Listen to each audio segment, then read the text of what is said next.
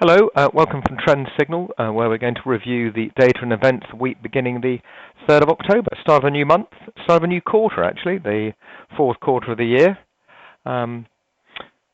Today, being Monday, it's actually a bank holiday in Germany, so none of the German markets are open, but the markets that are open, notably the FTSE, is doing rather well on the back of some fairly strong manufacturing PMI data. Last week, the markets struggled a little bit for direction. Most of the markets were sort of unchanged or fractionally up or down. In fact, the DAX was the one that stood out a little bit, down 115 points, and the Nikkei down 300 odd points.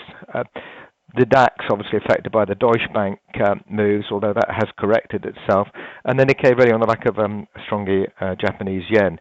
Currency markets really were pretty flat, with both the euro against the dollar and sterling against the dollar unchanged, with the yen also barely moved.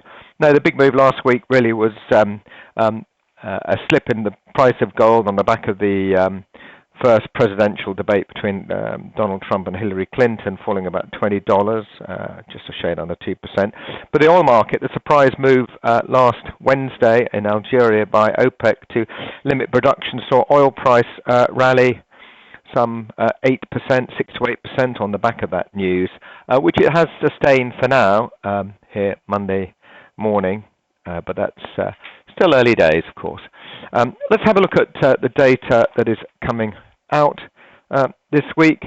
In fact, we've got a holiday in China for the whole of the week. It's referred to as Golden Week or Gold Week, starting with National Day on Monday. But the markets will be shut all week, as I say. Being the first week of the month, it is the first Friday of the first week of the new month that heralds the non-farm payroll data from the United States, were released by the Bureau of Labor Statistics. Before we get to that, let's just look through by day exactly what we're having.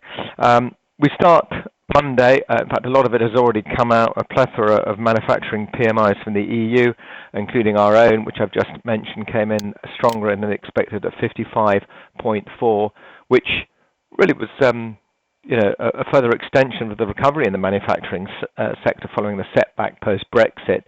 It bounced considerably the previous month, and we were expecting a little bit of a setback from that 53.4, but the data certainly has been very encouraging. Let's get on. Tuesday, we have the Reserve Bank of Australia policy meeting overnight Tuesday, so when we get in on Tuesday morning, we'll know what their decision is.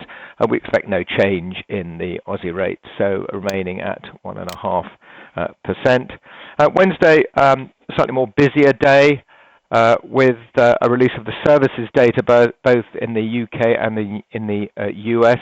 And it's the service sector that obviously is more relevant to our economies, being certainly in the UK nearly 80% of our GDP, so you can understand why it should attract more attention. However, looking at the manufacturing PMI, maybe the services sector will be slightly stronger than the 52.1 penciled in so far, but time will tell at 9:30 on Wednesday morning. And then we have the first reading of the unemployment or employment situation in the United States, the release of the ADP non-farm employment change. This is the private payroll data company that has a little bit of an insight into those trends, although the data can be a little bit volatile and erratic. We're looking for 166,000 compared to 177 last month. And then we have the US services sector, referred to as the non-manufacturing PMIs, but that's really the services side of things. 53.1, that's a healthy jump in the US, so that'll, if that comes as strong as expected, that will continue to support the notion that the Fed will be raising rates in December. And then we jump really, we've got, crude oil inventories, forgot. That's something that is obviously of great interest to all that you crude oil traders, especially in light of that 8.5% jump last week on the back of OPEC's surprise decision. It's possible that some of those inventories may support a further push higher in crude prices, so 3:30 Wednesday. Thursday, there's little to no data. Friday, we finish the week, I should say, for the UK with manufacturing production data, and maybe expectations will be for a firmer number there as well. But the main event of the week is non-farm payroll, or NFP, as some people refer to it. The market expects circa 171,000 jobs created in September, up from 151 in August, which was a little bit disappointing.